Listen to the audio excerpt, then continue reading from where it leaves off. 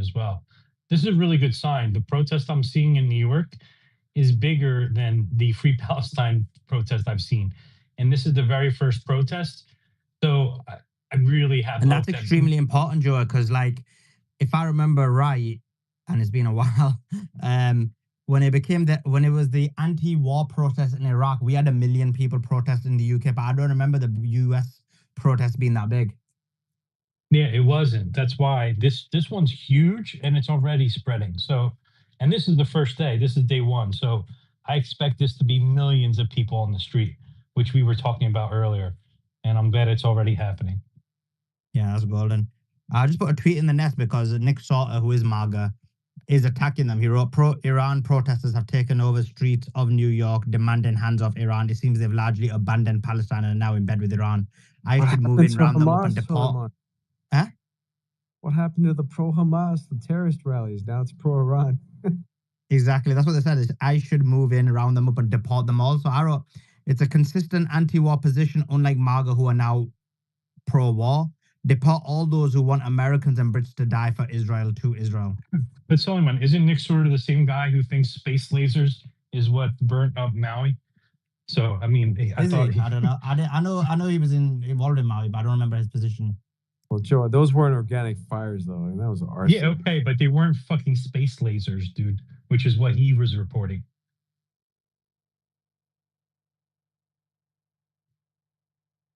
Yeah, I'm just check these.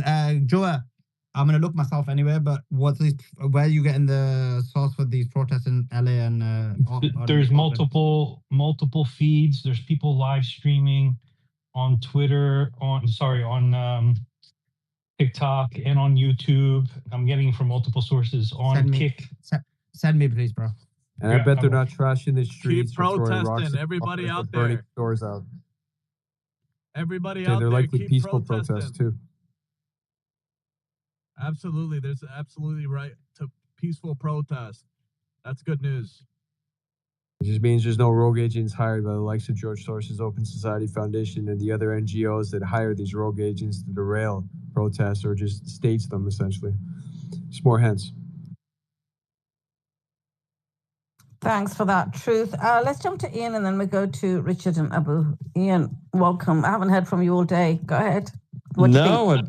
Appreciate it. And look, with the title here, News and Analysis, I figured I'd give some news on the news, as I suppose meta as that sounds. And this has to do with the news of on the heels of the Tucker interview, which I know everybody was talking about a little bit earlier with Ted Cruz. The blowback from it. Now you've got Cruz sitting there and kind of scrambling, trying to do damage control because he absolutely, of course, just looked like a shill for Israel and let's just call it Jewish interests. The thing that I found wild is I posted up a post because I came across Cruz's post where he basically tried to defame Tucker. He referred to a 2012 hit piece that was done on him in The Atlantic.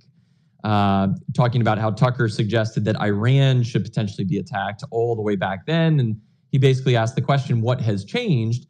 Well, of course, Tucker might have noticed the patterns that we talk about in these spaces. And I bring this up because isn't it curious that the article in The Atlantic, written by its editor-in-chief, Jeffrey Goldberg, yes, he's Jewish. So that piece I noticed right off the break. It was pretty self-evident and obvious, and I made a little laugh about it on Ted Cruz's page. But the thing that's even more wild is just diving a little bit further into it. I've also since stumbled across an article written in, let's see what the article is. I want to make sure I get this was in the Jerusalem Post, also referred to within Religion News Services, where they ran an article on Jeffrey Goldberg that was entitled A Profile in Jewish Courage.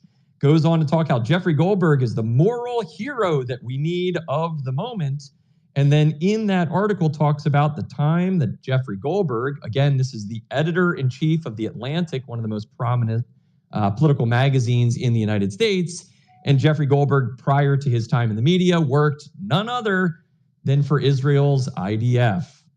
So what just a weird coincidence that the article used by Ted Cruz to try and defame Tucker Carlson, who talked about perhaps Jewish supremacy, then refers to an article written for Americans by a literal former member of the Israeli, essentially, military and intelligence services. So it all comes full circle, and the old trope of every single time played out yet again in this very scenario. So I just thought I'd bring that in. Maybe it's a little bit of comedic relief in addition to the comedy that was Ted Cruz getting utterly annihilated by Tucker Carlson in their debate yesterday. But it really is. I mean, we look at the media, and this pattern is just, it's so perverse. It's so prolific. It's across all the mainstream players that we're all aware of, as it is with big tech. And whether it was Ryan Dawson, who I think last week in one of Sully's Spaces broke that I had never heard that the Murdochs, who own Fox, of course, were also Jewish. But it's just so wild that almost every angle of this machine that comes fangs out for us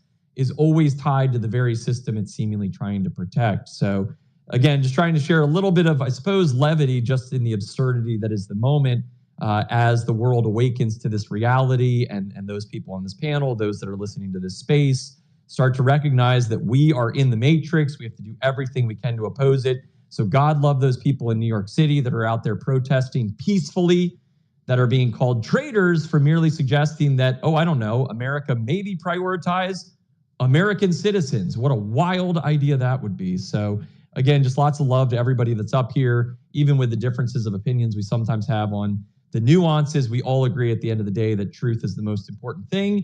And the truth often is the thing seemingly hidden the most by the very people that are supposed to be doing the job of presenting that to us each and every day via the news, which we now have recognized is almost always serving this same set of interests. So figured I'd just share that, Khaleesi, and with that, give the mic back to you guys. And just on that, guys, do me a favor. If anyone's got any videos of people protesting, do send it across, to us, or send the link, or send me a DM or wherever, and then we can put it out there. I did my best with that LA one. It doesn't look great, but yeah, if you can find me some content, it'd be golden, and I will post it out. In terms of protest, it's good to magnify this. Also, there is a protest just seen planned on November the 20th. Oh, here it is, yeah, November the 22nd. This is in the US consulate in Toronto. So yeah, protests may be increasing significantly throughout the world. We know that when the UK joins, because UK will do whatever US says, then we will be probably having huge protests in the UK as well. But with those, it'll probably be like millions. June the 22nd, not November, right? Sorry? I think you meant June the 22nd, not November. Yeah. June the 22nd. Anything else? Any other corrections? Nah, that's the only one. Thank you very much. Richard, thanks for waiting. Richard, I know you want to speak, chime in with what you wanted to say, but also just touch on what your thoughts were on that colonel that they've suspended for speaking the truth about Netanyahu and Israel. Thanks for waiting, Richard. Go ahead. Khaleesi, you already know I'm going to say that he's an absolute patriot, and our country would be so much better off if it was run by people like that, because he serves the interests of the American people, and he's not willing to lie or bullshit to cover up just because of his rank. And what rank was he, Khaleesi? Lieutenant Colonel, you said, or was he a four-bar? Yeah, he was a colonel for sure. Yeah. I mean, that's a high rank. Third, last I checked, third highest rank.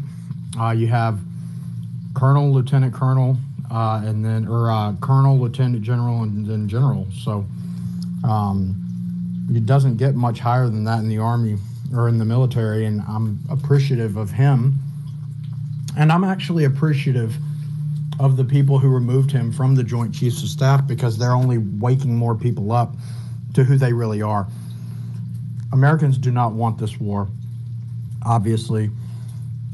They don't want global Jew supremacy, which is what Zionism is, wearing a skin suit of this, self-determination and Israel's right to exist nonsense. And it's really scary because, I mentioned this yesterday, Charlie Kirk polled his own people who are extremely Zionist.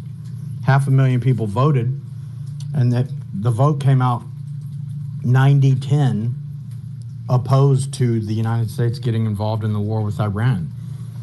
And you keep hearing these people say Iran can't have a nuke, they can't have a nuke, and then You look all over social media, and all these people are in the comments and in the replies saying they can't have a nuke. Why can't they? And there's never a response to that question. I think a lot of it is astroturf. I don't think what little support that Israel and global Jewry pervades to have on social media, I don't even think they have that much. I truly believe they are under 10% total support with the United States at this point. And I wanted to say something else to kind of give an idea of the mindset here. Trump, like Truth said, he's playing the game because he's in between a rock and a hard place. Obviously, Jews did not elect Donald Trump. 80% of the Jews voted for Kamala and whoever that other retard was. And that's okay. If there's 7 million Jews in this country, 1.4 million voted for him, and that's who he's doing the biddings of. I mean, it doesn't seem to make sense, but you got to understand Washington, D.C. is basically this enclave that they'll literally kill you, or they'll remove you through this elaborate CIA, Mossad conspiracy to discredit you with the Watergate scandal, even if you talk out about the Jewish problem in Washington, D.C., because these people are lunatics. And I put in the purple pill down below, I've been trying to understand psychologically what is the mentality of these Israelis and what is the mentality of these Zio lunatics and Jews in this country and the diaspora abroad. And so I wrote an article on Likud. It's down in the Nest. It's free to read. And it really gives not just the background insight on the people that we're dealing with, but it gives the terroristic, ruthless, like murderous, violent mindset and mentality that these people have that isn't reasonable. It can't be reasoned with. And it is not a party or a group of people that is willing to come to the negotiating table. We want it our way, where we believe we're better than you, and we are destined to have whatever it is that they want. And, it starts with these Jabotinskyites from back in the late 20s, and then continue with Menachem Begin, and later we get the Likud party, and now we have Bibi Netanyahu. And Netanyahu himself is a terrorist. Like, why would we expect a group of people willing to negotiate with the Iranians over a nuclear deal or whatever that basically just says Israel's the only country in the Middle East that's allowed to have nukes because F you, that's why. And they killed our own American president and stole our own nuclear secrets with the South African apartheid regime to get those nuclear secrets.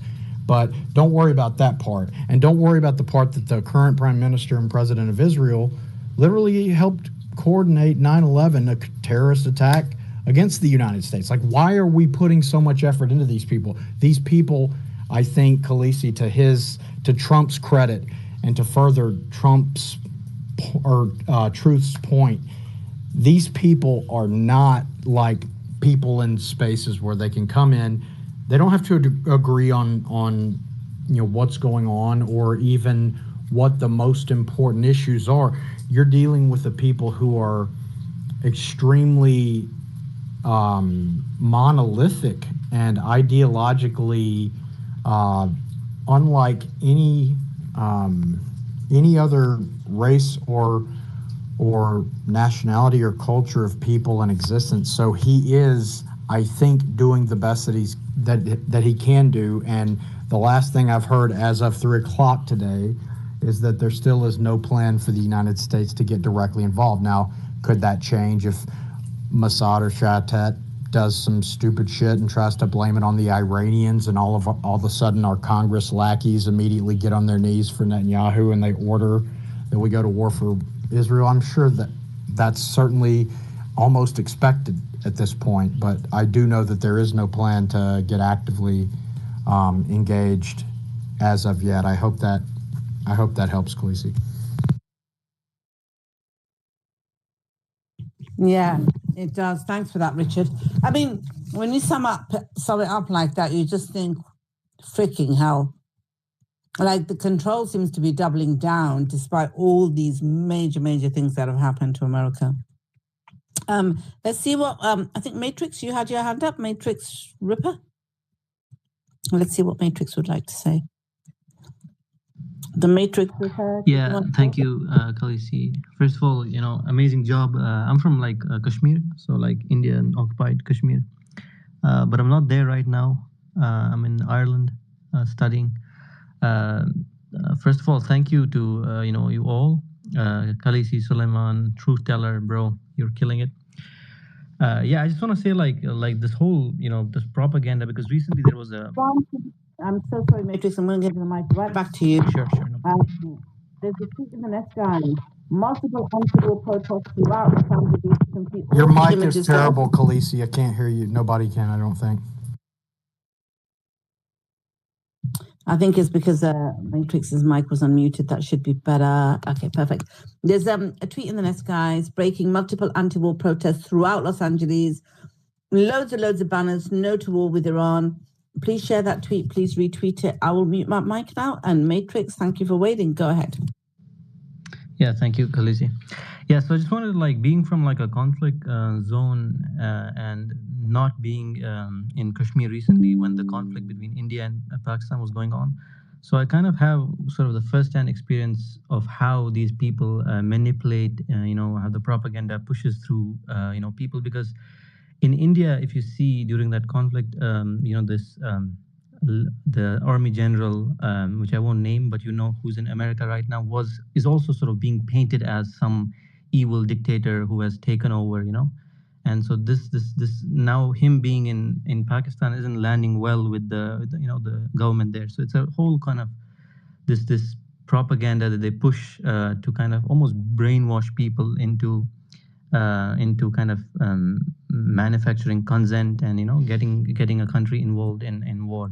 So it's very same. I'm glad I'm not in India or in a country which is being censored. I'm glad that I'm at least in Ireland.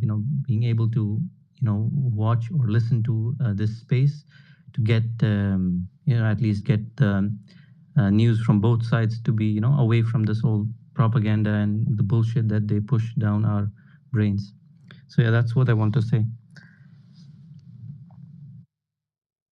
So you don't think Qasim Munir is going to stand by America if they decide to go in? I mean, this is what I because this is exactly what I want to talk about. I'm not sure what's happening, because his visit was kind of pre-planned, before this whole thing happened, and it's not landing well with the Indians. If you see the tweets that they're pushing, they're saying there's a common sort of thing, this India being this Vishwa Guru, which is the global leader. So they're kind of taunting the government. Where is your Vishwa Guru, which is where is your global leadership? When the leader who you were accusing of this, being this whole, demon is now just, in with the Americans and just, maybe making a deal on, trade or whatever it is. And even when the ceasefire happened, which is something important I want to point out, Iran doesn't want this war. If ceasefire happens, Iran is good. Israel is the one who is gonna, take it as an almost they're in the ego, because it's not gonna land good with them. Iran, if ceasefire happens, Iran is chilling. But if same thing when the India-Pakistan war was going on, the ceasefire did not land well with the Indians. They said, it's not over. The operation is still going on, and we are still, hunting down the alleged terrorist camps, whatever the hell that means. And so the ceasefire didn't land well. And what I'm seeing right now is if ceasefire happens, if there's a trade deal, of course it's gonna land well with Iran. Is just chilling. They don't want war.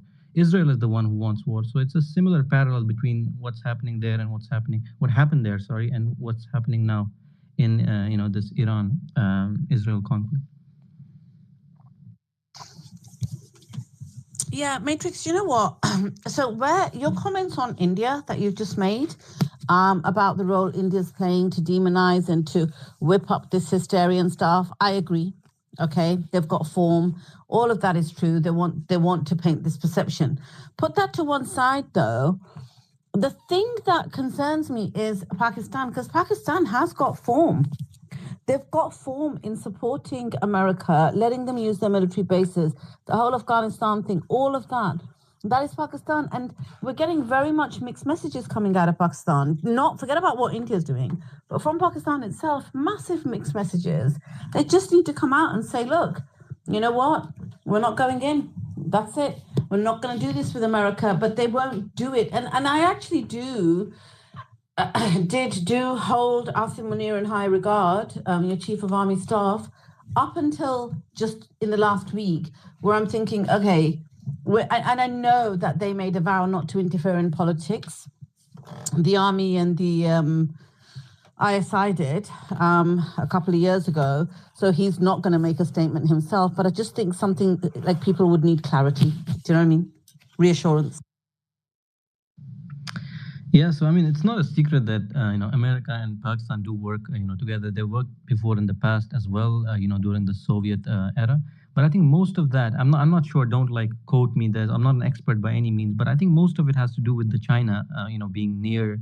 So those bases are really like a strategic, they're positioned strategically for China and not for Iran. I wouldn't say that. But don't quote me. I'm no expert. I have no knowledge. I'm learning a lot from your space. But this is what I think, because China, India, China and the US, have rivalry, and Pakistan is the one who is kind of the mediator as well as the strategic sort of I would say the outpost for them. So I don't know. So yeah, I mean the mixed messaging is there certainly, but I can draw parallels between what's happening in India, between India and Pakistan, and what's happening between India and the US. Yeah, thanks for that. I agree. And I really hope, for Pakistan's sake and for Pakistan's reputation's sake, I think they've got a lot to recover from what's happened over the last couple of years. And it's a new start with Asim Munir, and I hope they don't go and destroy it by allowing. I mean, I was shocked to see him in America. Okay, it was pre-planned, but it doesn't take a lot to say, listen, you're really up against it and you're on fire and I ain't going to be torched with you. So let's postpone our little visit. But I guess these things can't happen. So, yeah. Khaleesi, did they back off their nuclear support of Iran and switch sides, Pakistan, or is that still the narrative in play that they would provide nuclear support to the Iranians?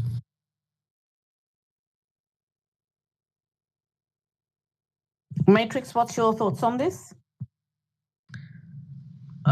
I'm not sure if they have done that. I'm not following the news, but this is what I have to say. I mean, if Truth knows or somebody else knows, they might be able to give the better facts about what's going on with them. My understanding, Richard, is that they never actually assured that they would provide any sort of nuclear support to Iran. So we did. Sorry, Truth, go ahead.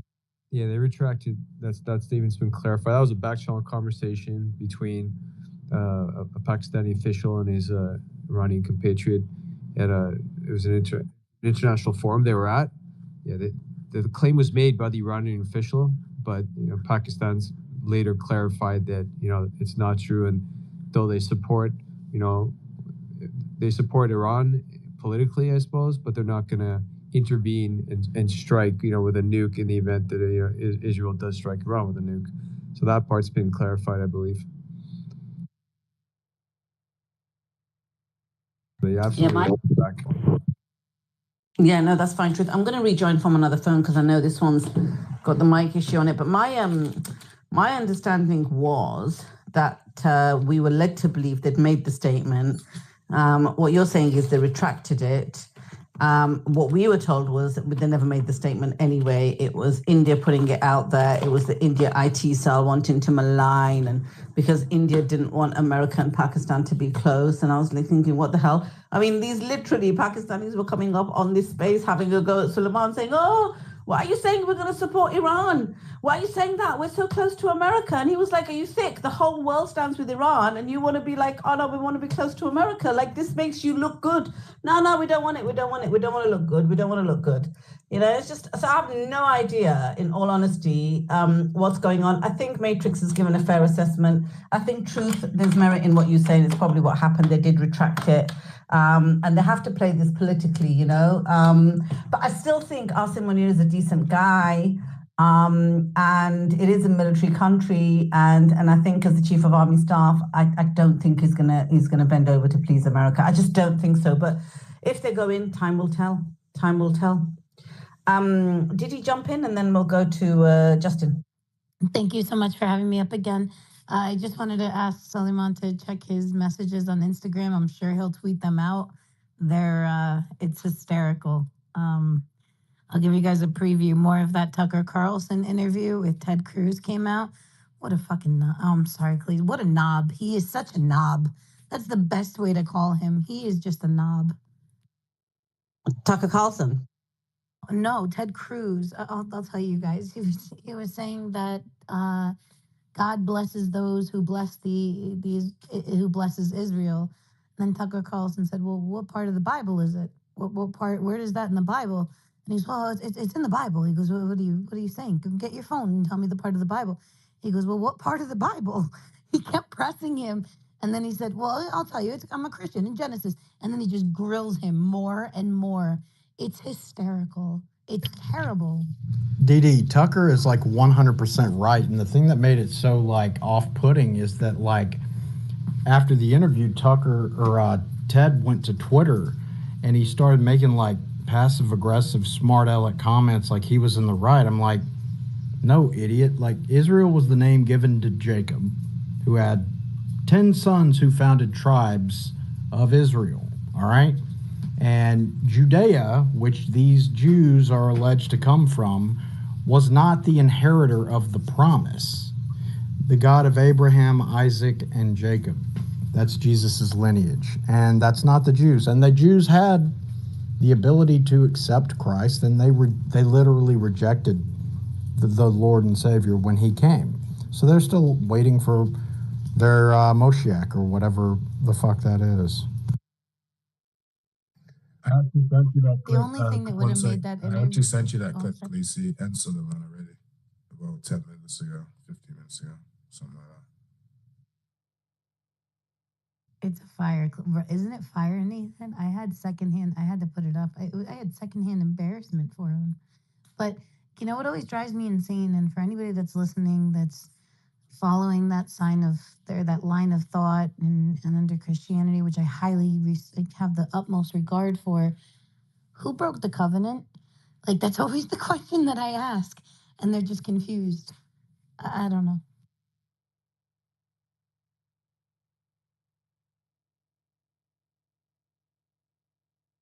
Sorry. Thank you, guys. Yeah, that tweet, that video you said I posted that about ages ago. Like I think about when it came out, about 10 hours ago. We got them few snippets, but we have not listened to all of it. I think once Maze comes on, I think we might go through it, or maybe before that. And there's Okay. another one, Suleiman. I don't know if you got a chance to see it on Telegram, but you'll want to post that one. That one's Which one? busy. What was it on? Oh my God! They found an underground base of Mossad agents in Iran that had 400 Iranians. Okay. Cool. Yeah, I'll check it for sure. Appreciate it. Let's go to Justin Rue. Justin Rue, jump in. Suleiman, did Hey, you see guys. these possible launches from Iran just now? What's that? Sorry. They're saying possible launches from Iran. Oh, it just came across no Is it, launches. My bad. Oh, all right. Okay, let me check it out. I'll check No, that they out as said well. no launches. Give me They 2 said secs. no. It's Oh, no launches from Iran. yeah. They first they said possible, and now they've said no launches. It was a mistake. Okay. Cool. Joa, do you Appreciate think that means diplomatic resolution from here forward, or what do you think? Could we still see They're escalation? keeping them guessing. So they're going to put out mixed messaging. Missiles are incoming, then they're not. Missiles are not incoming, then they are. Keep them living in fear, not sleeping, and ultimately running away, as many of them have. I put up a video of some of the testimonies from a bunch of Jews that ran away to Cyprus and about what they saw with their own eyes. So these are Israelis talking. You know, they're like, we're going back home. I'm like, oh, so Israel wasn't home after all. It's like, yeah, they're going to New York or some other American state, city, whichever. So Israel was never home, was it? Truth, what if they sent like an army of drones, like 1,000 of them or whatever, and like they're all menacing and shit, and they're just dropping off like letters that said, "Let's be friends, guys," or some shit like that. Like, that would be amazing. Yeah, but keep them guessing. Like now they're launching bigger missiles that do more damage because they figured they cracked the code for the air defense system. I believe they've got the aerial superiority now, so they can strike at will. So now keep them in fear until the next strike. So this way they're cranky, irritable, upset, and ultimately they'll leave. What's crazy is you said, let's be friends. You know, they have synagogues in Iran with no police around them because they don't need to. It's not like they want to kill Jews. And that's the thing that most Americans have no clue about, that there's churches. The second oldest church in the world is in Iran. There's people practicing Catholicism. It is actually the country in the Middle East with the fastest growing Christian population. They've added 1 million Christians in the past few years. Tons of over 100 synagogues. They're not guarded, like people can just walk in. A lot of Americans still think that women have to wear the, I don't know what you call it, I'm sorry, I'm going to be culturally The veil, head covering, veil. Oh yeah, the head covering, which also isn't true, although it's still in their laws. They haven't pushed it. They're talking about changing it. You can go to YouTube, put on a video and say, check out Iran during the day, and you'll see, like, Americans have no clue. They think it's like people in brown veils, like hiding in the dirt, waiting with rocket launchers. It's insane.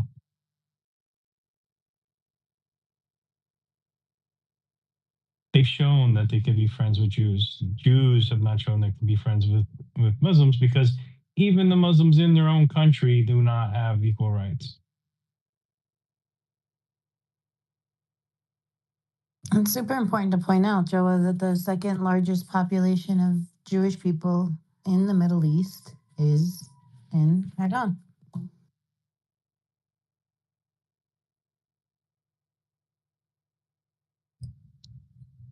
All right, I'm gonna pick up. You guys hear me? Okay. Some perspective though, there's like 10,000 Jews in Iran out of a population of 90,000. It's still quite small. All right, don't take my statistic away from me, Truth, all right? Hey, I'm gonna pick back up. You guys hear me? Okay. Yeah, go for it. Go for it. Just a quick comment to my fellow Americans, I guess, or whatever's left. I'm almost 40, so I've lived a pretty decent life this far, and the facade of a bipartisan American political complex keeps me rolling by the day. To think that your vote for right or left is going to change the agenda at hand is foolhardy, and it's not to slight anybody, it is to call attention. I'm from Columbus, Ohio. This is where Jeffrey Epstein and Les Wexner started their empire. My mother was a narcotics agent and knew Jeff by name. And if you guys really want to break down who's in control of Washington and things like that, I can tell you that at the local level, people get killed a lot. And where we're at, watching this, like even the fact that we're talking about the possibility of a false flag, and then we go back to 9/11 and is it a conspiracy? Building 7 was a controlled demo, period. So my issue is, it is 2025. We still have some people left from the old world, and we're watching this shite happen in front of us. And my question is, what are you prepared to do about it? Because here before long, you're not going to have a choice to be able to do anything about it, because we're going to be in a war, or better yet, and more than likely, that false flag that happens this time is going to scare you so hard. It's going to make 9/11 look like a joke. And that comes from all the operators in the community that talk about that stuff. Our border has been open for a long time, and people have been just coming in. So if you really think that this false flag coming up, they're going to attack a battleship and it's going to, no, they're going to shock you to death. The person that allegedly can do anything about it. And once this happens, you think that the Patriot Act was something bad.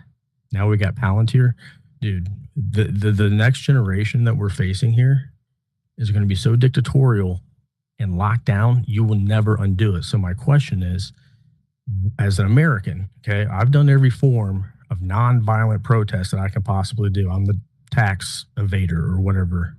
I'm out of options and I'm out of answers for when we get a president in office that's literally on the Epstein list and then they're not publishing it. Like, you guys need to put this in your mind. Pedophiles are running your government right now, and you're paying taxes to them, and they're dragging you into a war of attrition. So what is the solution for Americans? Stand up now and stop the genocider government as soon as possible. Yeah, I can put 30 brass babies in a box and rack a slide. I don't know what we're supposed to do at this point. Disavow that comment on behalf of everybody here on the panel. Yeah, it's disavow that. It's really dangerous to suggest that, man. Does anybody have like a diplomatic thing? Like, can we impeach or something? Or yeah. So look, Justin, it starts with a collective awakening. I wasn't listening to that. What did he say? What was it disavowing? A Freudian slip. Yeah, I mean, look, I think, and I want to be pretty clear about this. And look, if anybody up on the panel wants to disagree with this take, then certainly feel free to do so. But when it comes just personally, I think that one of the most important things in this entire endeavor is for us to continue doing what we're doing right here on this panel, right? And the awakening that we're seeing is not because Fox News or Mark Levin or Tucker Carlson, right? Whether it's Tucker or before him, maybe Candace Owens, before her, Dan Bilzerian, these people have arrived at these conclusions because of, individuals like, let's say, Nick Fuentes, Suleiman, other people that have been willing to dip their toe into these conversations over the last year, 2, 3, and have been heroic for doing so, and frankly have been shut down left, right, and center for even allowing such, right? We've seen Myron Gaines, who lost probably millions of dollars across some of his various channels because of the suppression, the censorship, and the demonetization. And I say that because someone like Suleiman, who has almost 700,000 followers, is hosting this conversation, is allowing for these truths to get shared with literally hundreds of thousands of people across the spaces that he's been holding over the last couple of days, is beyond, I can't even put into words how critical that is for whatever it is that we call this thing, this awakening, this movement, this whatever. And as a result, the most important thing that we can do today is to spread those truths. The most important way that we can ensure that we can do that tomorrow is by keeping people like Suleiman, like Khaleesi, like those on this panel on this platform. And the moment people start advocating for any kind of taking 30 brass babies and all these other things, and Justin, I'm not saying this with any kind of condescension or disrespect, but it's really dangerous. In fact, it's flagrantly dangerous to throw around that type of rhetoric, to advocate for any kind of violence. And I never recommend doing so because let's be real. The people that we're describing, yes, I would agree. A lot of them are probably on the Epstein list. They're probably sexual deviants. They might even be involved, in the case of the Clintons, in things like murder. I don't doubt any of that. But I do know that they have the upper hand. They can shut us down left, right, and center, not only on these applications, across Facebook, across YouTube, across Google, across whatever, but they also have all of the means of mass destruction. I'm not just talking nuclear bombs. I'm talking the Apache helicopters, the fighter jets. They've got access to all the weaponry. This idea that there would be any movement that could amount to anything by grabbing, let's just say, kinetic violence and trying to take that against a power structure that has literally all of the means of said violence, it's a ludicrous statement. And so when it comes to how do we dismantle the machine, as silly as this sounds, and you can call me a Care Bear, right? You can call me weak, limp-wristed, whatever. But we can do far more with the pen. It's been mightier than the sword for centuries. And ideas are far more powerful, and they're far more eternal than any sword, shield, weapon, what have you. And so the most important thing that we can do is to be very careful with our wording, very careful with how we take these truths to the masses, and to make sure that people like Suleiman, like Khaleesi, like Richard, who I think has been nuked more times, well, I mean, I can say with certainty, he's been nuked more times than the entirety of the planet, right? Because he's been removed from this platform over and over and over again because he hits too close to the mark when he talks about these issues. And so we need to be really careful to keep people like him and all the others that are up here on this intellectual battlefield. And we can't do that if people come up and are flagrantly throwing around suggestions of any kind of kinetic violence, because they can, and I promise you they will use it against people like Suleiman, Truth Teller, Khaleesi, and so many others up here that are the absolute thorn in the side of this massive machine that we all stand up against. So I just say that not only on behalf of myself, but also trying to protect you, Justin, and everybody else up here on this panel, especially the likes of Suleiman. Sure, and I get that, and I apologize. I'm just being poetic, I guess, but to my genuine question, okay, so we're standing at the precipice, okay, and we're literally, Trump will do what Trump does, which is be a degenerate, okay, and he is at the knee of Israel, and that's very clear. And even if, you know, another candidate got the office, they would be doing the exact same thing. So now it's kind of a reverse hostage situation. Our entire country is about to be, you know, if it's a false flag attack, whatever, lives are going to be taken to justify this, and then we're going to be dragged into it. That you guys all know that is what's happening. He keeps, you know, fanning around it. Well, I might do it, I might not do it. It's like, dude, come on. This is happening, but what do we do? Justin, the one thing though is like, and I'm going to go back to 2001, when not even 50% of America had internet, or it was right around that time that 50% got internet. Right? You mentioned Building 7, right? Most Americans still today have no idea that Building 7, if Building 7 stood, Bush would probably be in jail, right? Because the SEC was going after Bush because of his sale of Harken Energy. And every single person investigating Bush at that time got a huge, unprecedented increase in position, including Jamie Gerlich, who then became the head of the 9/11 Commission, who was supposed to be the prosecutor against Bush, right? Most Americans have no idea about that the SEC was housed in that building. And if it would have stood, they had all the evidence against Bush and what he did. But that's because social media wasn't around. And I think today I've seen multiple people saying, be careful of a false flag, be careful of a false flag. This has never happened before, right? Where people are awake, people are looking.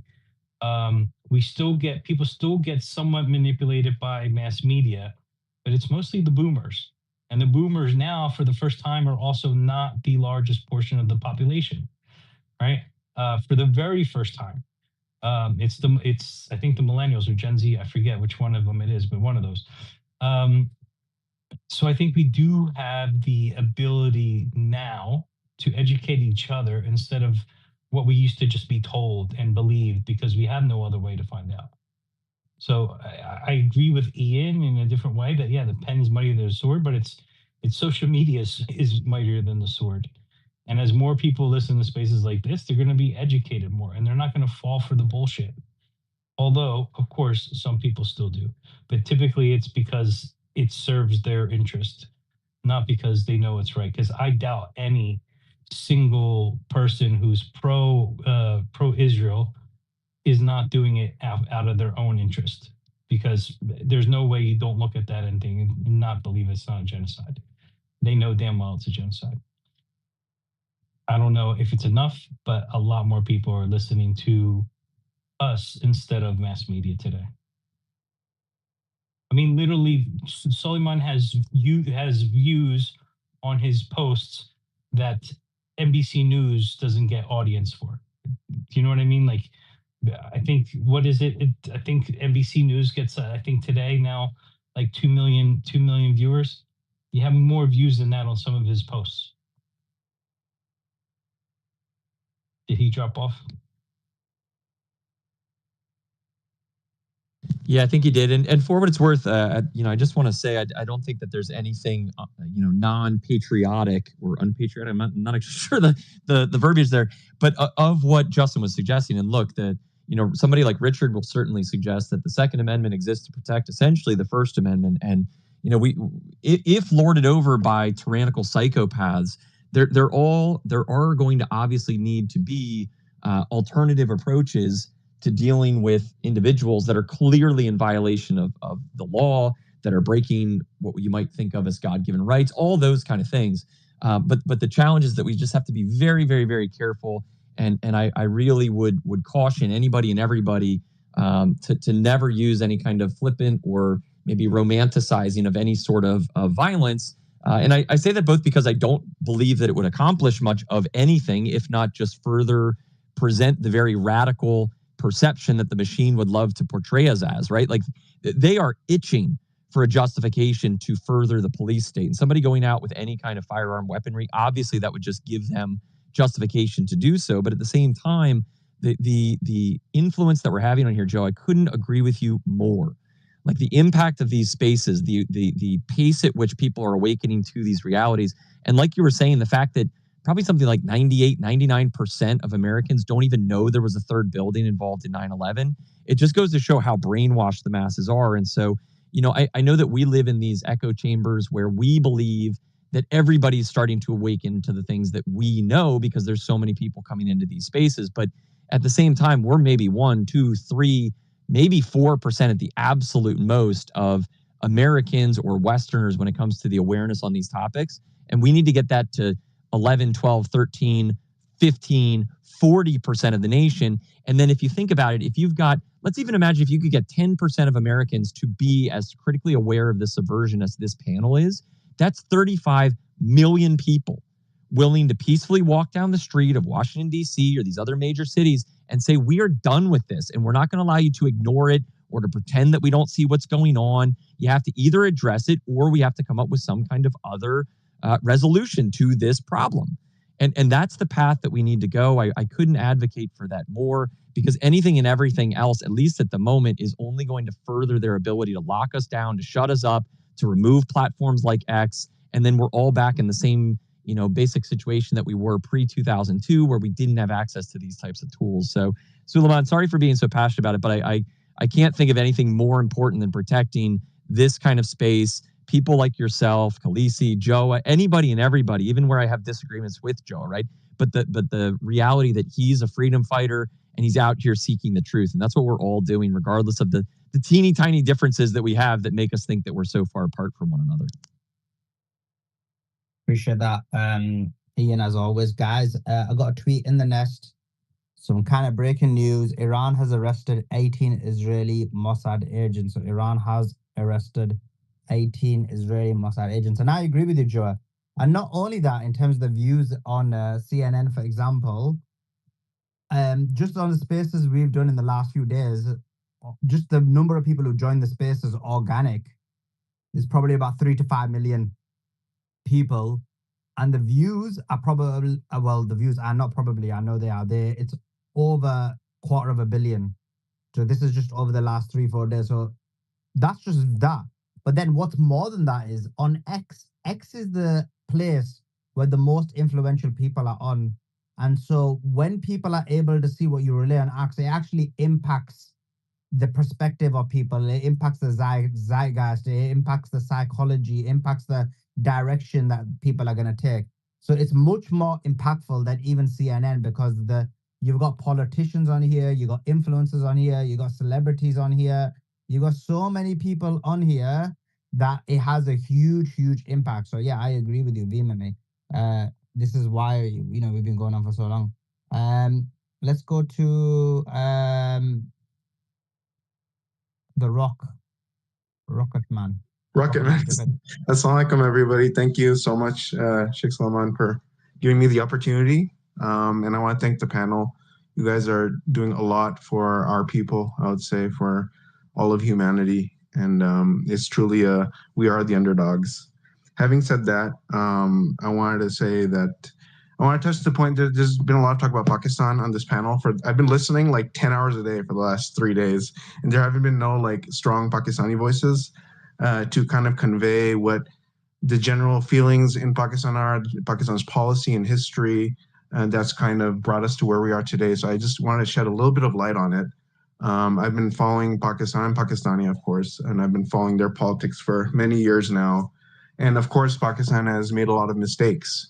They have to balance relationships not only with Iran, with Afghanistan, India, China, the United States, and at one point the USSR too. and Pakistan had a lot of enemies that they had to balance. Well, And can I- even I'm so sorry. I just Sorry. interject. I tell you why. Because what happens on our space, and I am genuinely interested, but what happens on our spaces, specifically just about Pakistan, right? If we're focused on that, what will happen is, because it's so divisive of opinions in terms of politics, we get then like literally inundated with people just wanting to come up and speak about Pakistan. So what I want to ask you, Sure. just from a Iran, America, this conflict perspective, and especially given the Chief of Army Staff was in America, where do you think Pakistan's going to stand in terms of this conflict?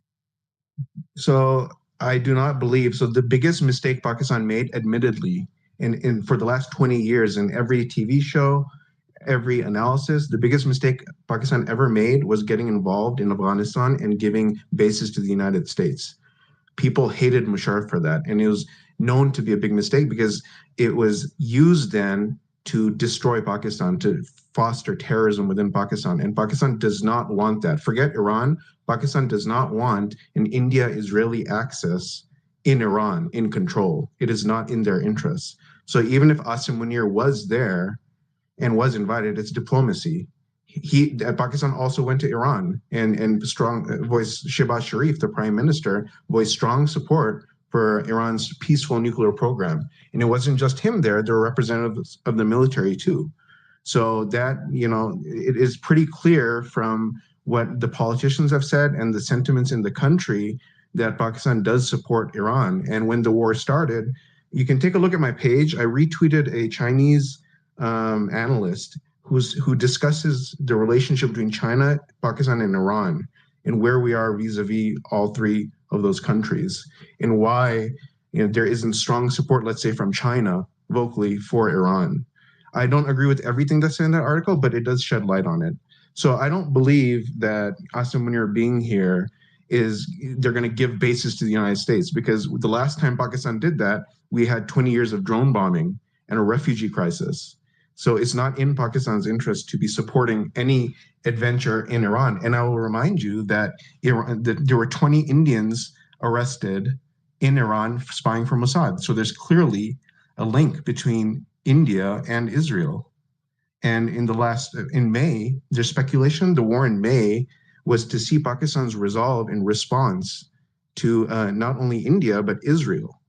Because if there is a regional war, there's no way Pakistan isn't sucked into it. And they wanted to see how will Pakistan respond. And I kind of suspect that after the war, Pakistan won, or this brief scuffle with India, China is rushing J-35s to Pakistan. Even though Pakistan doesn't need J-35s, their J-10s took on the Rafaels very well, as you know. So what is the reason for rushing J-35s to Pakistan? My personal belief is that if there's an escalation, those J-35s may have to take on the F-35s of Israel. That's my personal opinion. No proof there.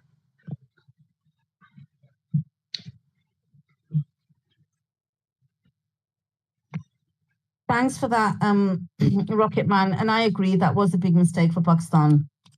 And I'm hoping it is a diplomatic move. And I think what you say does have some credence to it. I mean, we can't pin anything there. I think they're going to have to play this politically, but I do hope they are going to make the right move. And I do believe it, because I think he's a good guy. Well, yeah, one last thing. Before the war started, in Asim Munir's speeches, he spoke of two things, Gaza and Kashmir. And the man is a Hafiz of Quran. I mean, I would hope that he doesn't sell out his own people. I mean, that is the hope, right? So, inshallah. Yeah, he's always come across to me as somebody who has integrity compared to previous, the Chief of Army Staff, Bajwa, and stuff like that. So thanks for that. Agreed.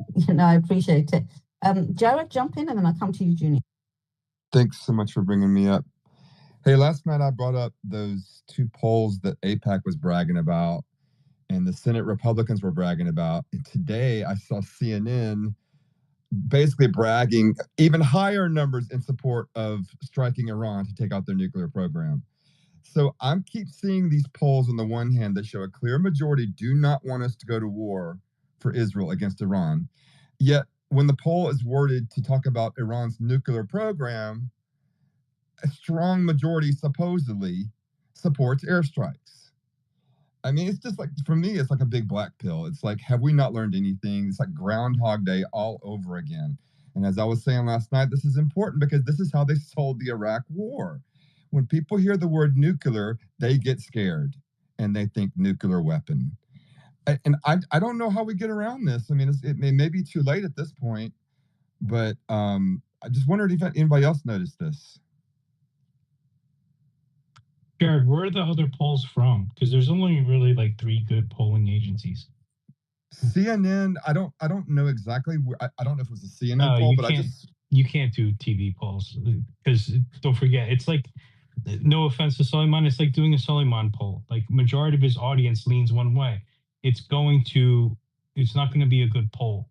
Like the only ones that do good polls is Pew, Gallup, and YouGov, and that's about it. Everything else is you might be right. You might be right, but the problem is they're presenting this data to the public, and again, I saw the Republicans say that 87% of Republicans support striking Iran, and where the hell are they getting that from? That's complete bullshit.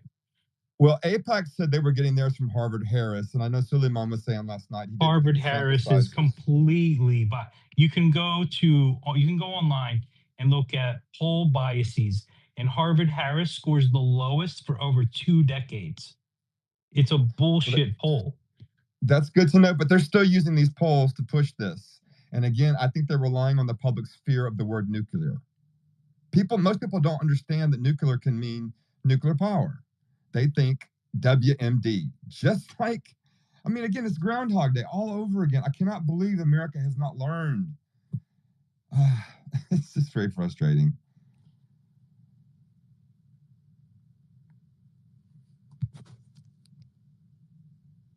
I get you. I get frustrated a lot about polls because I did $1 million worth of surveys per month for like 3 years. I understand how polls work really, really well.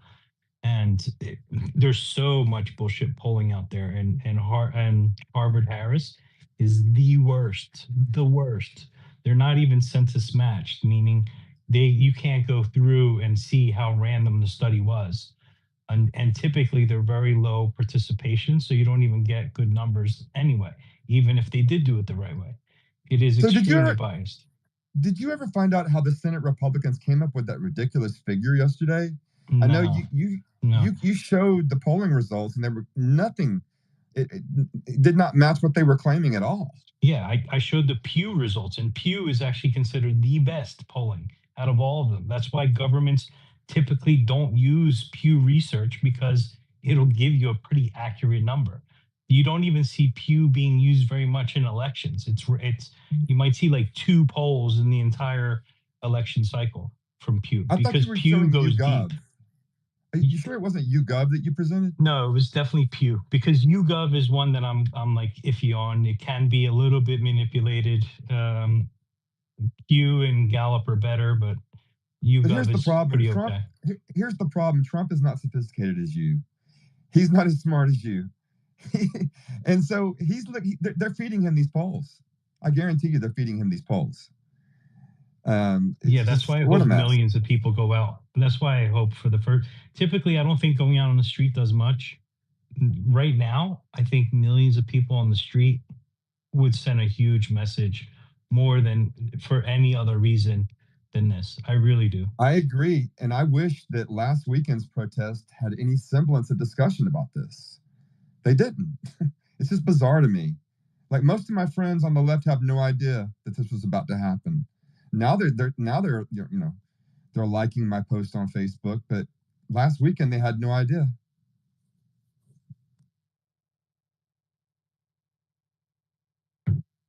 I hate to be a black pill, guys. Sorry, Jared, what'd you say? I said I hate to be a black pill. It's just frustrating. I mean, I'm 56. I saw the Iraq war go down the same way, and it just bothers me so much that it's about to happen again. I thought we learned lessons since then, but we haven't. But we do have each other here on the spaces now that we didn't have back then. So, kind of like what that other guy was saying, I think there is room for optimism. Ultimately, I think we're going to win, but what a mess is going to be created beforehand. Yeah, but what is winning though, Jared? Is it just America saying they're not going to get overtly, even though they're Well, covertly involved in Iran, not overtly be involved in Iran, and is that it? Or is it the fight for your lives to kick Israel out of your country? Which is winning? yeah, winning would be to see Israel fall. That's what I think would be winning. Khaleesi, I think if he does it overtly, we're going to have a very different country when it's over. Joa, do you think that Trump is just going to like make a show of bombing, or do you think he's going to go for regime change? America always goes for regime change.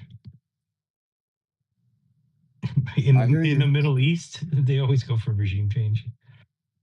They're going for regime change right now. They're fueling the jets that are going in there to bomb buildings in the hope that they can kill Khamenei. What more? But do you guys think that maybe Trump is there any example of where it's worked? I mean, they just did regime change in Syria with someone they used to hunt. Like it's absolutely insane. Ukraine is this mess. Most Americans don't even know what's happening in Ukraine is because of American regime change, and most Americans don't even know that. You had U.S. senators handing out cookies to people like trying to turn over the government, and people are completely blind to it. They don't understand how often America gets involved and does this, but we do this on purpose. And if you go to any AI and you say, how much regime change has America done and what is the result? Many of the dictators that we backed in South America became murderous dictators, killing millions of civilians. America put them in place. And we did the same exact shit in Middle East. And we act like we're the good guys.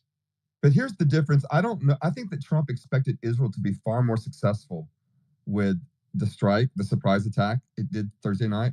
I think Trump was taken aback by this. I think he really expected Israel to do the job for him. And I agree with that. So this is the one possible silver lining here.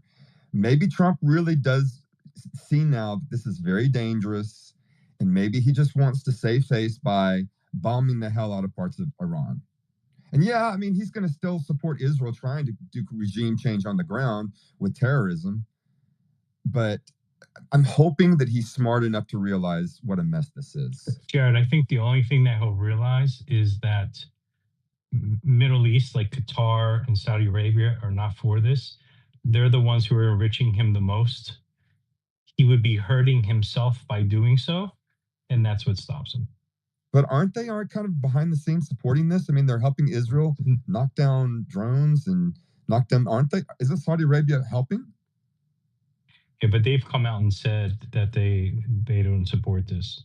Well, I mean, they could be doing differently behind the scenes, but right, that's what I'm saying. I think they hate Iran. You know, Iran is embarrassing the hell out of these Arab leaders. They're making them look so pathetic. So I think they would be happy to see Iran taken out, unless they know that Iran will, excuse my language, I'm not going to say the F word, screw them up. You know. But Jared, like example, think of it: Qatar, Dubai, like all the people on that coastline, they cannot afford an uncertainty in Iran. They know what America has done in the past when they change regimes. They are highly dependent on shipping. They're highly dependent on being connected to global finance.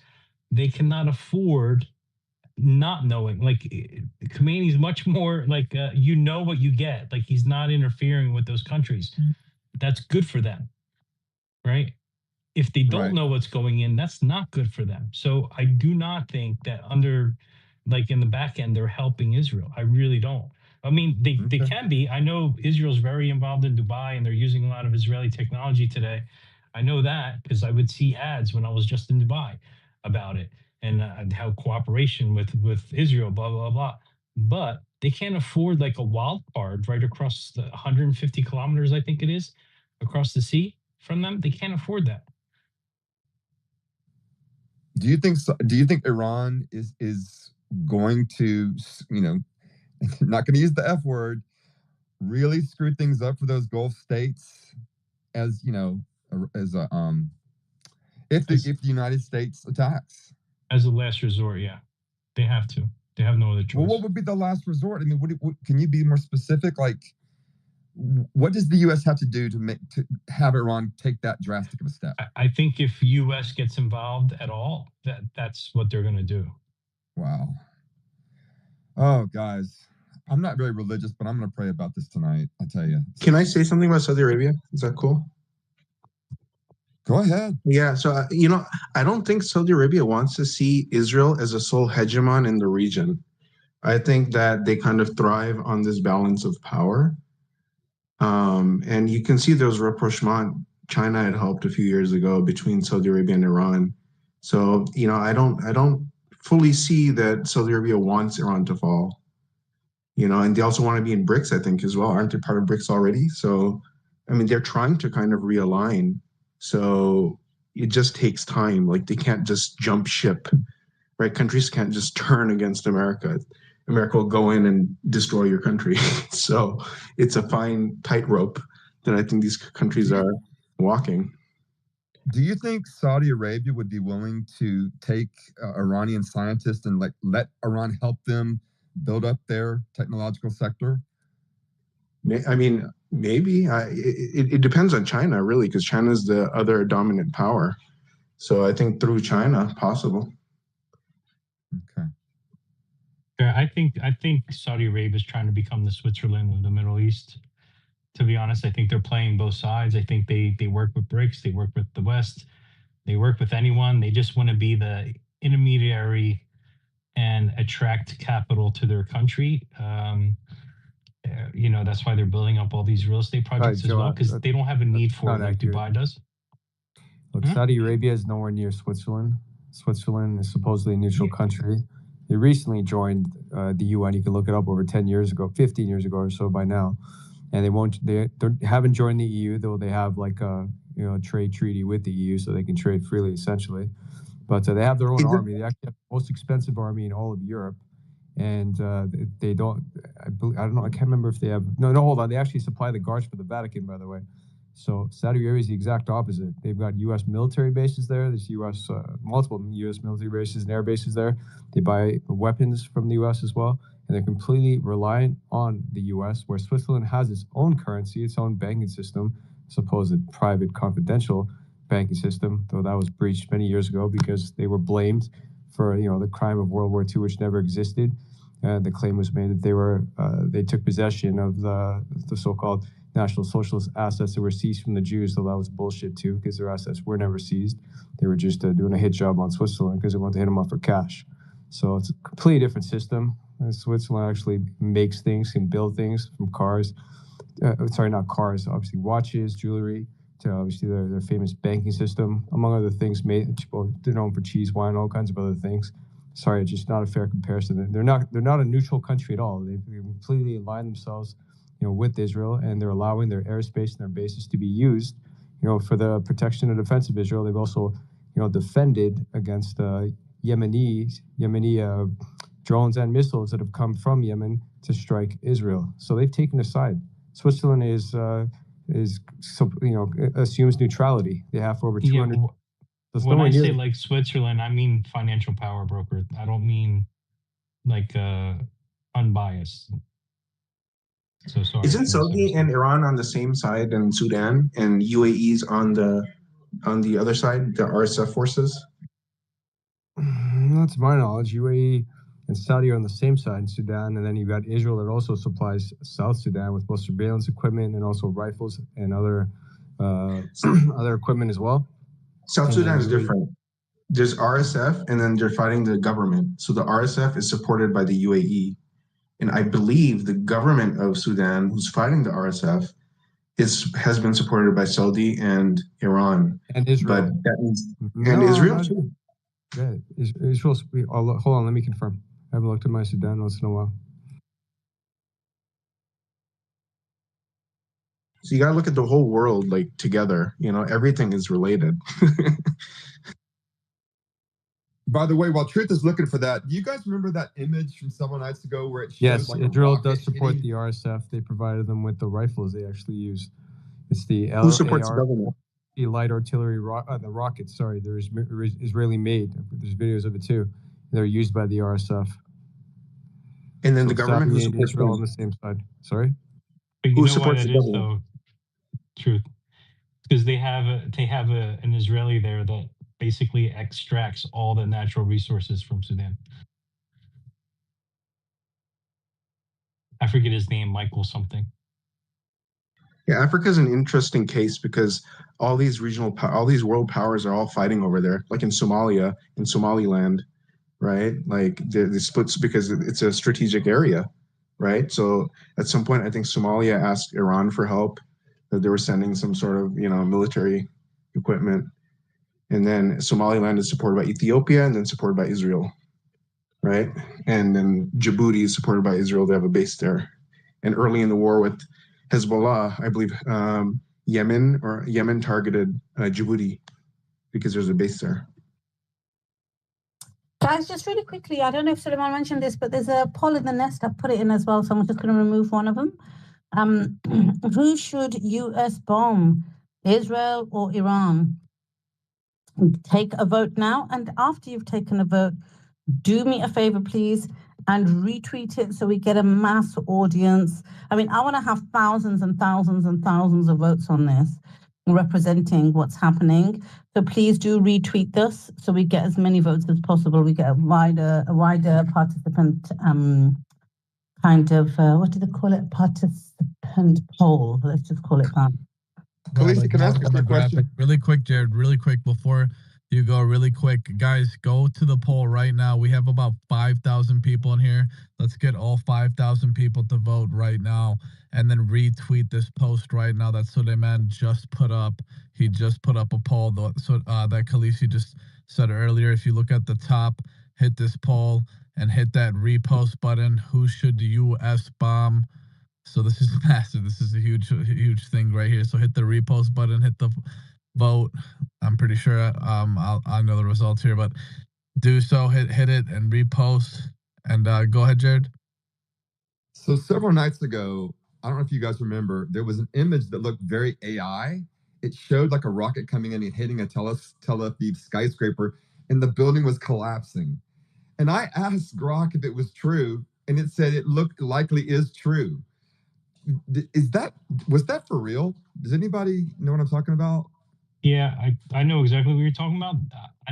When I first saw it, I thought it was AI, but when you look at the aftermath of that building, like the real aftermath of that building from other videos, half of that building did like slide off when it was hit. Wow. So I think it was real. If it wasn't real, it was extremely well done because it's accurate on the side of the building that kind of like split off. Do we think that these sites are going to cause Israelis to maybe soften their hearts a little bit, or is it going to make them even nastier?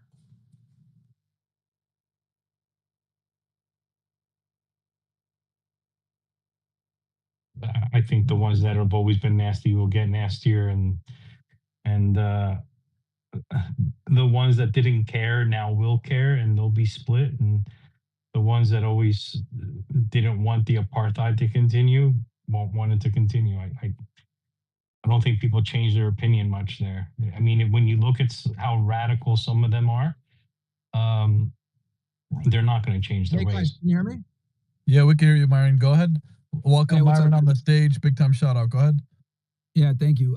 Hey guys, I'm on stream right now. I kind of explained, I did a quick little monologue. I explained why I think it's inevitable that the United States is going to get involved in this thing, and we're at least at the bare minimum going to bomb the Fordo mountain base or nuclear site because obviously they don't have the resources to do so. What's the latest as far as I know the Israeli media has been, the Israeli government has been suppressing a whole bunch of information when it comes to attacks. But what's the kind of the latest with as far as like the retaliation so far? I know they're kind of going tit for tat, but what's the latest so far? If someone can summarize. Absolutely, Myron. Big time shout out again. The latest right now is there's been strikes back and forth earlier to start the day off. Israel started attacking Iran, and then Iran came back with multiple strikes back just now, a couple hours ago, actually. In most recent news just in, Iran has arrested 18 Israeli Mossad agents. And then right before that, we were also discussing Donald Trump I don't know if you heard about that, the Donald Trump meeting they had in the White House regarding what they were going to decide. When he was out in the front lawn and he said that I might bomb, I might not. That one? Yeah, that one. What was your thoughts on that? Oh, dude, I literally just reacted to it. It's fucking retarded. He's purposely being extremely ambiguous and, for a certain reason. I kind of explained this earlier. The reason why Trump is behaving that way and not really giving straight answers is because he understands half of his base are going to get very mad if we get involved in this conflict. But he also understands that a portion of his base is pro-Israel, and those are the ones that actually got him into power and pay for his campaign. So Trump is in a very sensitive political position right now where he has a responsibility to his donors to kind of do what they requested, aka the Adelsons and the Zionist lobby. But at the same time, he also has a responsibility to the people that voted for him that when he campaigned on no new wars. So I think that's why he's purposely being ambiguous, and he's trying to find a way where he can give the Israelis what they want and use his B-2 bomber and, knock down Fordo while simultaneously trying to stave off a potential real conflict with Iran. Because I do think that if the United States gets involved and use that B-2 bomber and bombs Fordo, that Iran will retaliate and will actually bring them into this war officially. And as much as Iran doesn't want the war, I think they're in a position now where it's literally do or die. And if they go ahead and knock down that nuclear base or work towards taking down that nuclear facility, the last deterrent that Iran had all this time is going to be gone. So, I don't know. It's a very, I'll be honest, I wouldn't believe anything that Trump is saying right now when it comes to Iran and Israel, because we've already shown that he can't be trusted on this. First, it was, Netanyahu, give me some more time. I need another week. Let me negotiate. Then Israel attacks and he says, oh, yeah, I knew about it all along. And we were, kind of leading the Iranians on so that the Israelis can make an attack. So it's like, which one is it, bro? Were you trying to actually exercise some real diplomacy and Netanyahu disobeyed you and showed who really runs America? Or is it you lied to the Iranians, you didn't care about doing a nuclear deal, and you feigned diplomacy simply for a surprise attack done by Israel? Either way, it's horrible, and they're not going to want to do a diplomacy. So this whole shit of him saying at the White House, oh yeah, they want to come to the White House, they actually want to come to the table and negotiate, that's a fucking lie. They don't want to negotiate with the United States at this point. I think diplomacy is off the fucking table completely from the Iranian perspective. There's no fucking way the Iranian regime is going to want to come to the table and try to negotiate with the U.S. Because the other thing, too, and I think people need to understand this, Israel attacked, this is something else that the news has not been reporting, the Western news. Israel attacking Iran actually was a very bad move when it comes to this whole thing of regime change, because what Israel did, okay, so for this to make sense, and I was talking with this with Hussein, right? And for my audience, I'll tell you guys this because you guys haven't heard me talk about this yet. So let me talk about Iranian politics real quick because this is very important. In the Iranian government, right, we all know it's a theocracy being run by the cleric, blah, blah, whatever. But there's two parties, right, for me to simplify this. You got the reformists and you got the conservatives, right? The reformists are like maybe our equivalent of like Democrats. And then they got the conservatives, which is their equivalent of the conservatives. There's been a battle in Iran for a very long time, kind of a fracture in the government where the reformists want to exercise diplomacy in the effort of getting rid of the sanctions and allowing more trade and prospering the country economically. The conservatives, on the other hand, say the West can't be trusted. They ripped up the nuclear deal before. They don't really care about diplomacy. They just want to go ahead and lead us on so they can conduct regime change. And there's been this battle in the Iranian government for a very long time. And basically, Israel's operation, Rising Lion, whatever the fuck it is, I think it should be called Rising fucking Retard because they're getting us in all of us in a fucking world war. This operation, what Netanyahu wanted to do, or what he was hoping to do, was this operation would create a fracture where the people would say, all the people that are disgruntled with the Ayatollah would say, you know what, this is our chance to overthrow, blah, blah. That's why the fucking Shah, that's why Netanyahu, that's why multiple government entities that are pro-Western were saying, oh yeah, Iranian people, we're trying to liberate you, blah, blah, blah. Because they know that if the people rise up and rebel, that's easier to affect regime change, which is their bottom line. But it did the complete fucking opposite. And what it did instead was people that didn't like the Ayatollah, people that were critical of the theocracy, actually banded together because they hate Israel more than they hate Khomeini. And I'm going to say that again.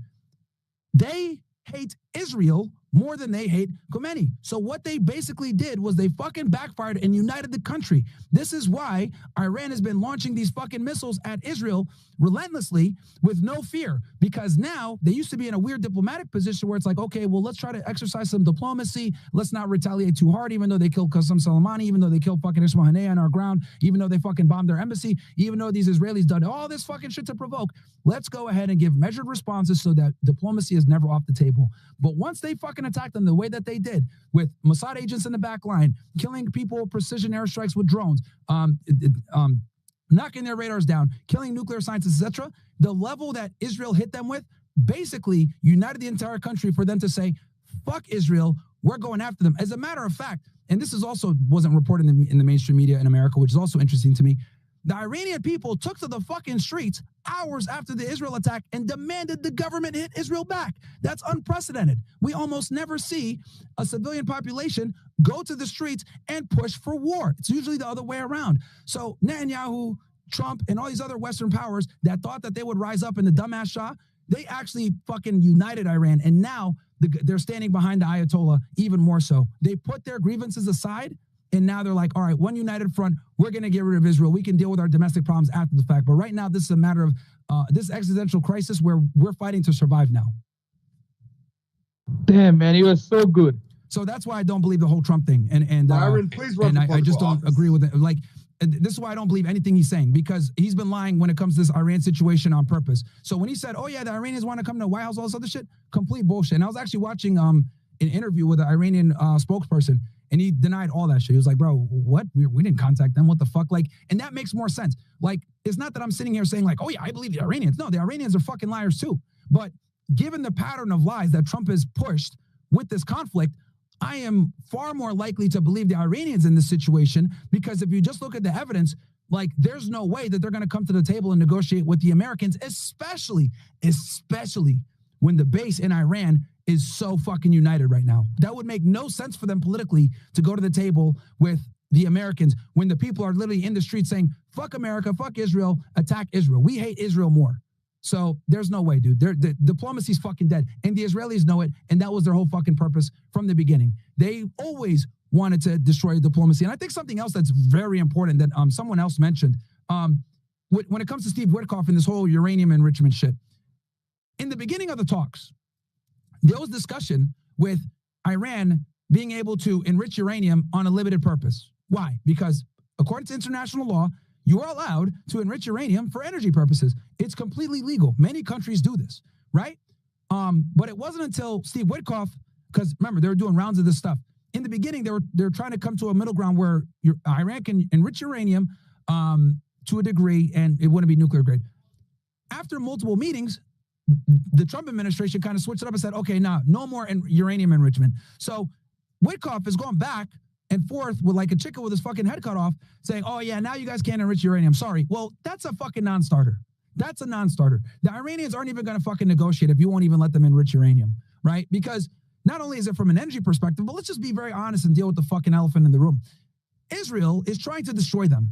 So since Israel is trying to destroy them, and they have constant threat of America potentially trying to do a regime change, they need the nuclear bomb. I find it interesting how back in the 1950s, Israel did everything they could to get the fucking nuclear bomb, which they ended up getting, right after our president was killed and all this other shit. They defied a U.S. president. They got the nuclear bomb, and they got it illegally, right? Because of this fear of being overtaken by their Arab counterparts.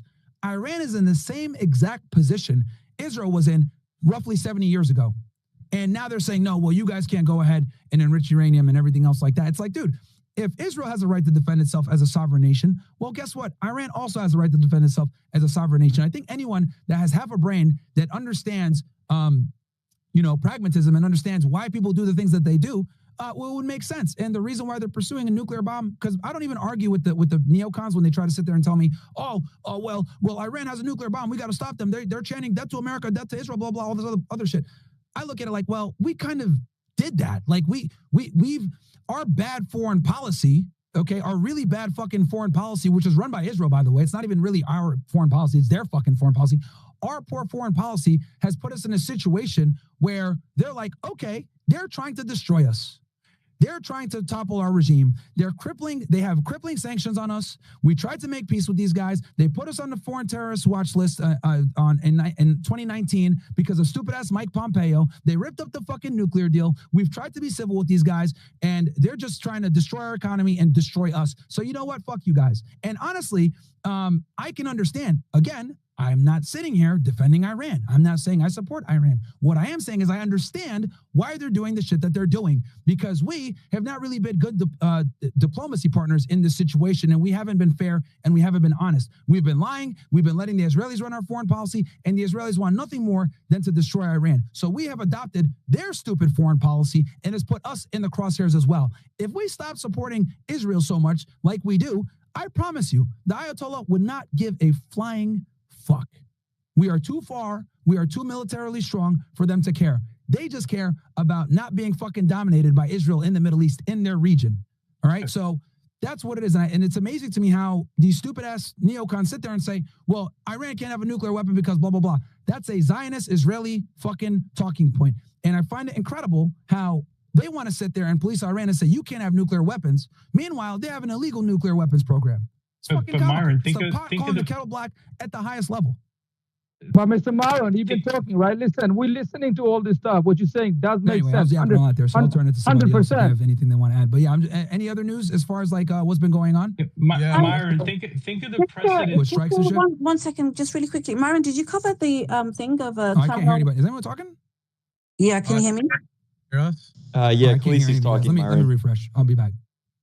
Okay, awesome. Myron will be right back. Go ahead, Khaleesi. That's just so typical, isn't it? He can hear all the guys on the panel, but the only chick he can't hear. Like, seriously, that could only happen to Myron or Suleiman. Selective hearing, Khaleesi. Selective Very hearing. much so with these guys, very much so. All right, let him come back up. Brother Mofa, if you can please bring Myron back up. And then after I've said what I'm going to say, I'm going to give the mic right back to you, Joa, because I know you wanted to jump in.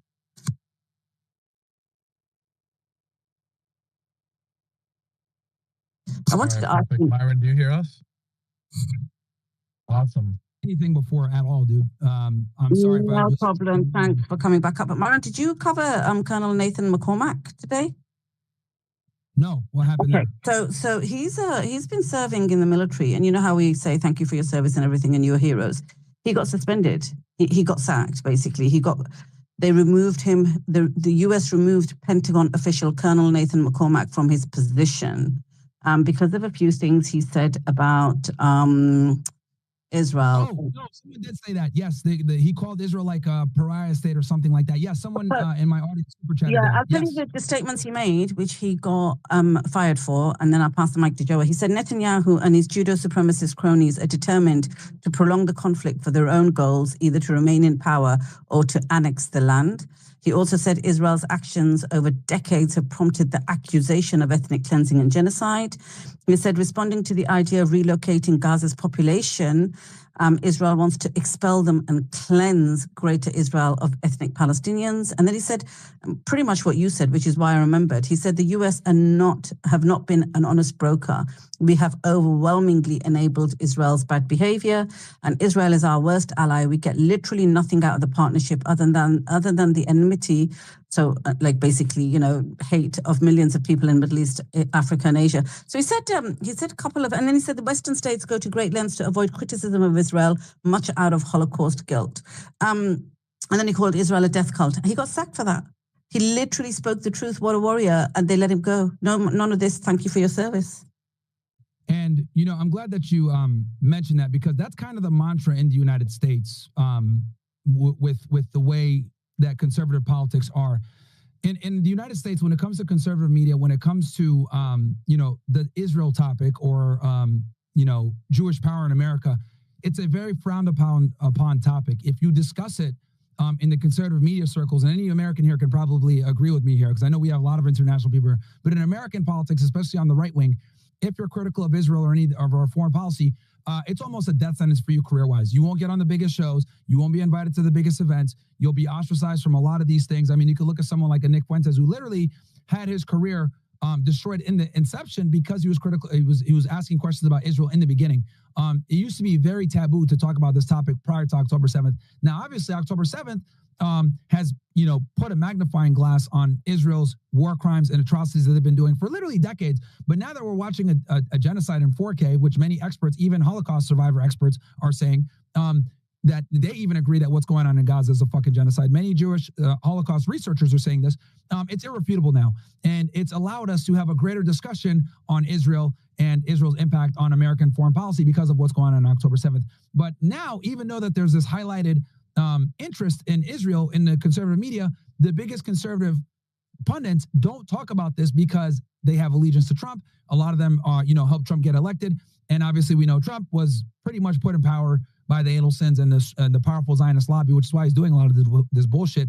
But yeah, I'm not surprised that colonel got sacked because criticizing Israel in the United States, especially as a conservative or as a government employee, is a big fucking no-no. You will never hear a political commentator on the right that's big saying, well, Iran has the right to defend itself too. You'll never hear them say, well, Israel has nuclear weapons as well, and that's kind of why they have a nuclear program or are feigning one.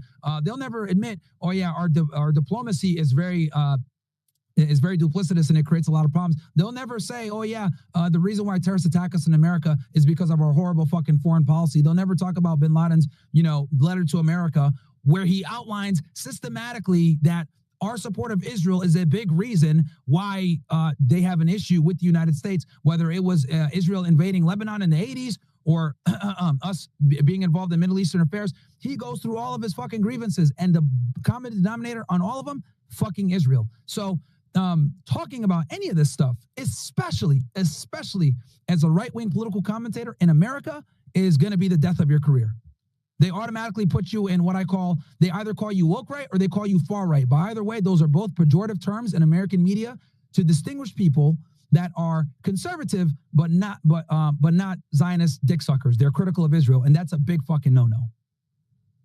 Thanks, Myron, Myron. I just want to give some breaking news really quickly, and then I'm coming straight to you, Joa. It's in the nest, guys. President Trump will be in the Situation Room tomorrow at 11:30 a.m. That's Eastern Standard Time, I assume, to discuss war with Iran. President Trump will be in the Situation Room tomorrow at 11:30 a.m. to discuss the war with Iran. Guys, it's in the nest. Please share it. Please retweet it. Go ahead, Joa. Really quick. Myron, the thing, you made a lot of good points. Like, Israel is one of the few countries with an illegal nuclear program, and they're the one dictating the rules. But the one thing people aren't looking at is, imagine the precedent this is making. I sent you a post I made, and I basically made a fake New York Times article that said, China launches invasion of Japan as Tokyo nears nuclear threshold.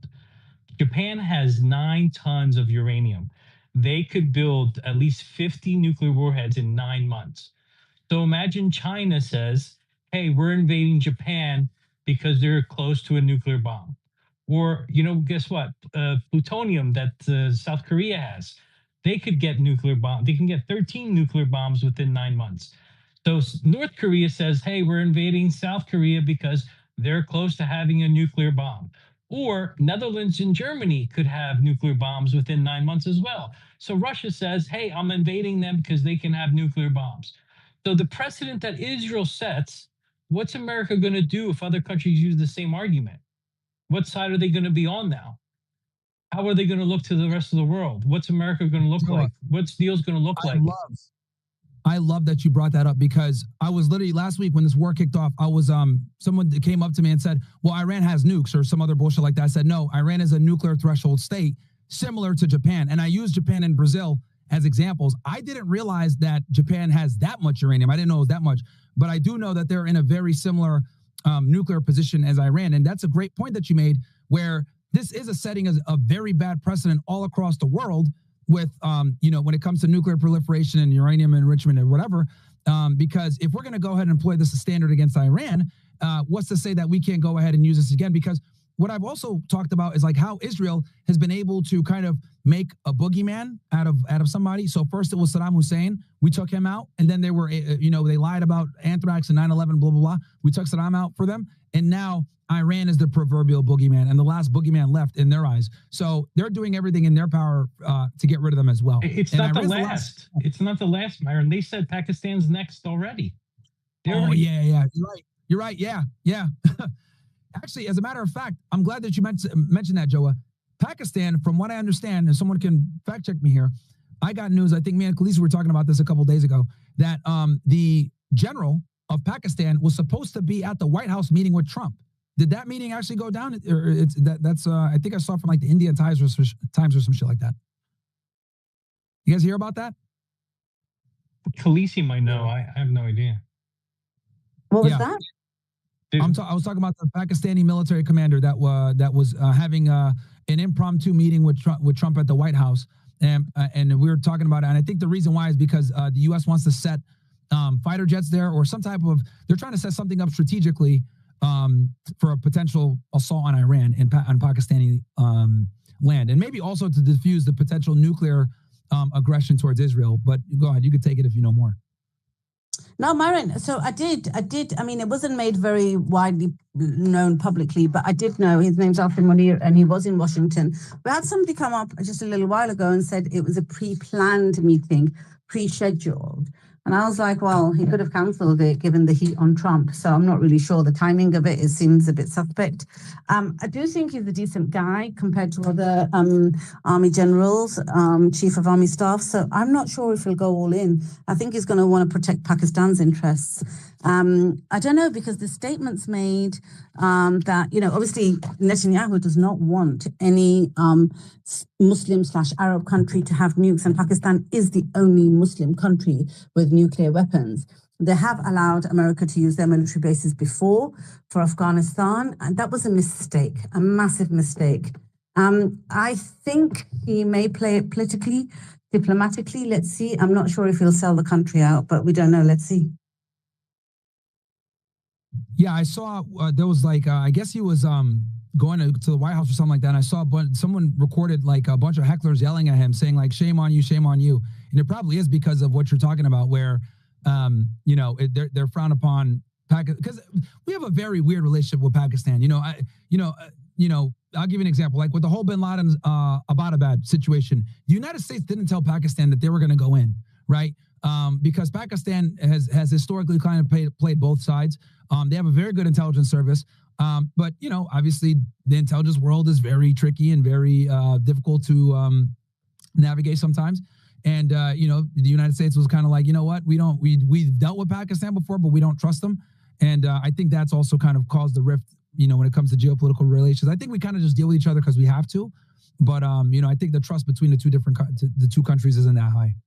But Myron, if you listen to Seymour Hersh, which is the one that wrote about the Samson option, the one that uncovered it, and Abu Ghraib and a bunch of other ones, in his book about Osama bin Laden, he said that Osama bin Laden was in jail in Pakistan for years, but America wanted to continue the war, and that's why they were holding him. That's what Seymour Hersh says, which still hasn't been proven, but he's been called crazy many times and proven right. Wow, I did not know. So he was in jail in Pakistan after 9/11? Yeah, that's what that they had arrested him, and America wanted him held there so they can continue their war in Afghanistan. That's what Seymour Hersh says. I did hear this as well, that when after 9/11 and the U.S. was looking for bin Laden, the Taliban said, look, we'll give you bin Laden, but he has to be tried in our courts according to our legal system, and get a fair trial. We're not going to just give him to you guys so you can go ahead and, you try him in American court. We will go ahead and allow you guys to, we'll arrest him for you and we'll run the court process, but the U.S. declined. I heard that story as well when it came to bin Laden and the Taliban. So just really quickly, Myron, those hecklers that you were talking about, right?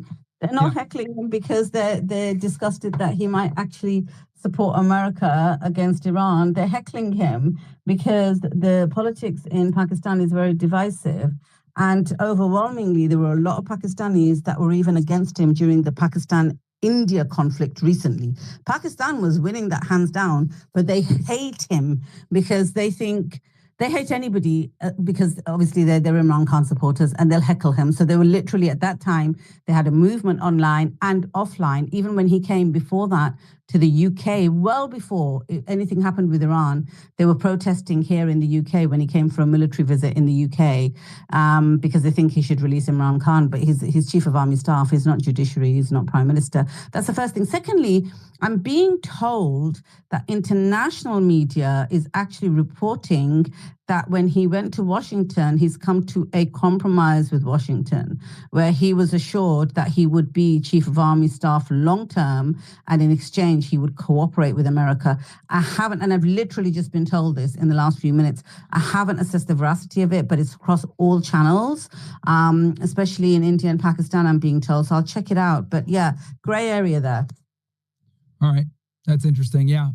Myron, do you go know ahead. about the protests that erupted in New York and LA and Portland, by the way? With the immigration stuff? No, today, now, anti-war stuff. Huge Oh. protest in New York City. No, I didn't know. Tell me about it. I literally woke up a few hours ago, so I didn't even get a chance to look at the news. Tell us about it. It's one of the bigger protests I've seen. Even the pro-Palestine protests, I don't think were this big on the first day. I don't know if ever, maybe towards the end there were, but for a first day protest, it was huge. I'll send you a link, but I'll send, Soliman has posts about it if you go through his posts. Like huge protests for something that just came kind of organically, to be honest. So I'm expecting that's even good. more on the weekend. That's good, man. I think that's worth. I honestly think that's worth protesting more than the fucking bullshit immigration stuff. Like, we're talking about, serious. This is a potential nuclear fucking war, and we haven't seen a nuclear weapon activated since obviously World War II. Well, you best believe that the weapons now are going to be far more deadly. I mean, what we saw in World War II, those were primitive fucking atomic bombs. Those are like bullshit bombs compared to what we have now. So not only will it be devastating, it'll be devastating to a precedent we've never even seen before. We don't even know what the ramifications were. I mean, in Japan, it wasn't until recently that the air was still fucked up with, in the air. So this is a very dangerous thing that we're flirting here. And for what? When you actually look at the return on this situation of what's at stake, what's at stake? What? Israel being able to fucking have hegemony in the Middle East? This is really what this is about. This is about Israel getting rid of all their fucking adversaries so that they can go ahead and become the new number one power in the Middle East. That's what this is, right? It's not going to stop nuclear proliferation, right? The people in the Middle East are going to still try to get one. I wouldn't be surprised if Saudi Arabia or these other countries don't try to secretly procure a nuclear weapon, because at the end of the day, no one trusts the Israelis. We know that the Israelis will backstab and do a whole bunch of bullshit and do false flags, whatever they need to do. So, Israel getting a nuclear bomb back in the 60s actually is what kicked off this nuclear arms race in the Middle East that they're actually trying to stop now. But since they got the bomb, they don't want anyone else to have it, because that would force them to exercise diplomacy with their Arab partners, and that's the last thing that they want. Hi, Myron. How's it going? Sorry, I was away for a few minutes. How's things? Good, bro. I was just kind of getting updates on what's the latest. I know you just posted that Trump will be at the Situation Room tomorrow at 11 with war with Iran. Can you, because obviously, right, the Western media, they've been reporting a lot of the hits that Iran has taken, which is true. Iran has definitely gotten hit quite a bit, but the Western media has been very mute on the Iranian retaliations. I mean, we've seen video here of hypersonic missiles hitting Haifa and Tel Aviv pretty hard. What's the latest as far as damage in Israel, Tel Aviv and Haifa, or any other strategic locations? Yeah, the issue is yesterday they talked about it, and today they issued a actual directive. I posted about it, where they're basically gonna arrest anyone who releases any footage about what's happening in Israel.